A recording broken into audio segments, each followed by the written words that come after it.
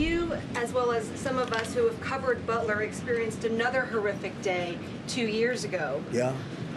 What felt similar? You know, you had the First Lady with you today. What felt different? And you have another 2+ years in office. Are you concerned about something like this happening Well, I again? can't be concerned. I can only get great people. They did the job, in my opinion, a much better job than Butler.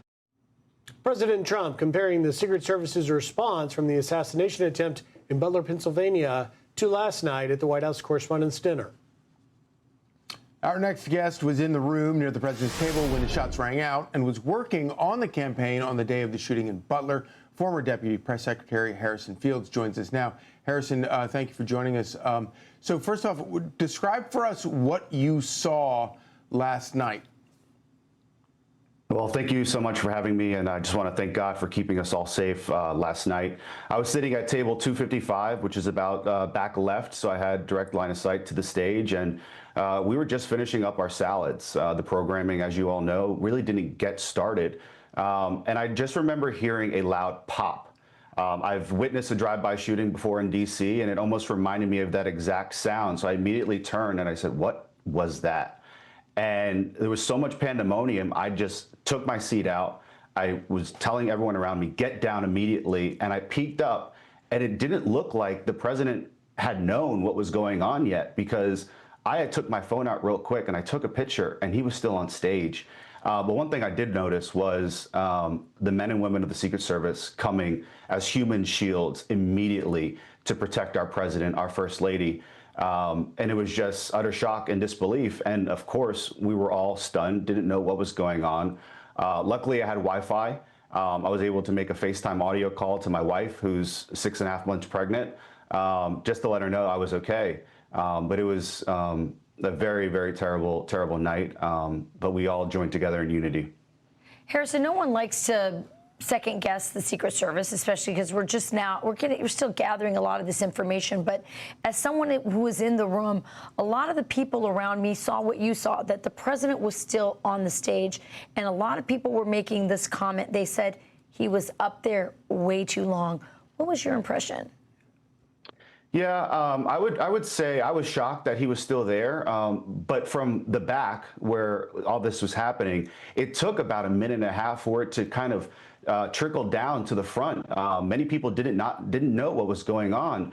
But my biggest concern, and I felt this way as soon as I walked into the hotel, there was no checkpoints to get into the hotel. Right. All the receptions, where Fox News reception was, where Wall Street Journal reception was, and CBS, a bunch of them, there was no security apparatus to get to those receptions. So in many ways, this guy could have been looking at us, going in there. I was in receptions where cabinet secretaries were.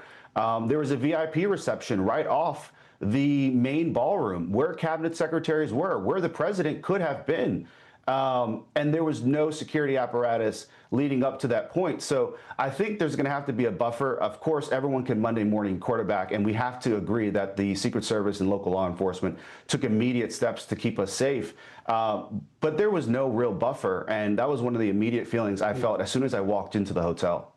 It's a great point, Harrison. Let me ask you, just in the 30 seconds or so we've got left, speak to me about the president's resilience. Obviously, we all remember Butler and him putting his fist in the air, fight, fight, fight. But then last night, we were, as you were, in the room for 30 minutes or more as we were learning the president was trying to come back out there. And it really speaks to this resilience that the president seems to be, comforting, at least in last night's case, that room.